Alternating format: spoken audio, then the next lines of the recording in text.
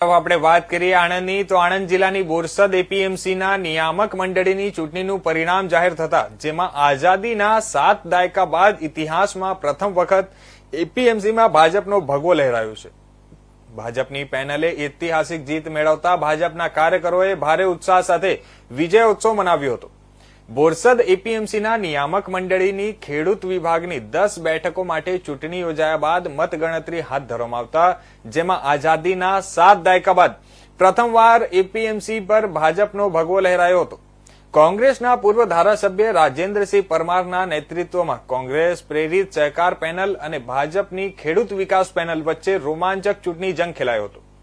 ગઈકાલે મતદાન થતા જેમાં 98.24% મતદાન યોજાયું હતું અને એપીએમસી ખાતે મતગણતરી હાથ ધરવામાં આવી હતી અને 25 રાઉન્ડના અંતે ભાજપની ખેડૂત વિકાસ પેનલનો જ્વલંત વિજય થયો હતો।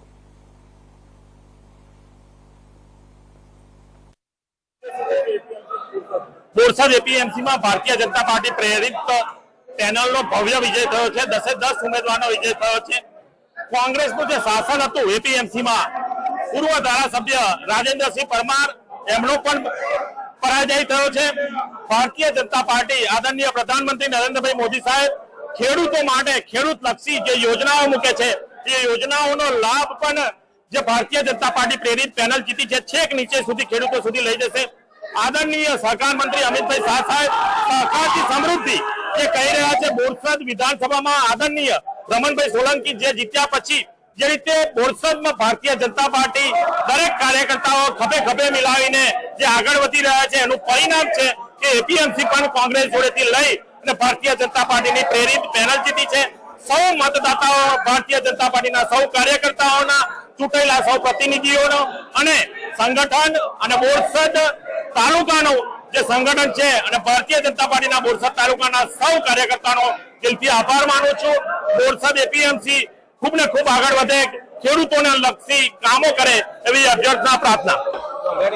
આજ રોજ બોરસદ એપીએમસીની યોજાયેલી ચૂંટણીમાં ભારતીય જનતા પાર્ટી પ્રેરિત ખેડૂત વિકાસ પેનલનો જ્વલંત વિજય થયો છે।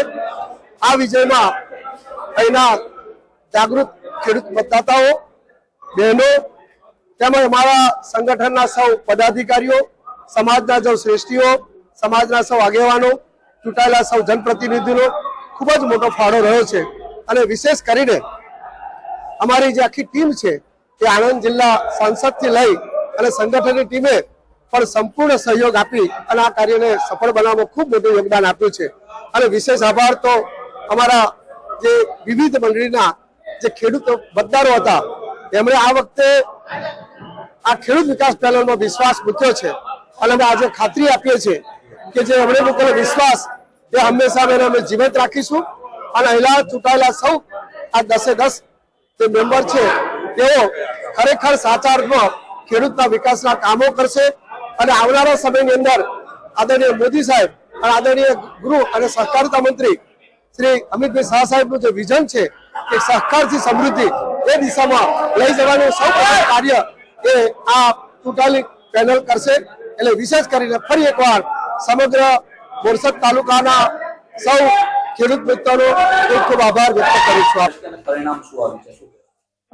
એપીએમસી બોરસદમાં જેમ ગઈકાલે મતદાન થયેલું હતું 614 મતો પડેલા હતા, ત્યાર પછી આજે જ્યારે મતગણતરી શરૂ કરવામાં આવી તો 614 પૈકી 33 મતો અમાન્ય હતા, એટલે માન્ય 581 મતોની ગણતરી થઈ હતી જે આપણે 24 રાઉન્ડમાં પૂર્ણ કરી।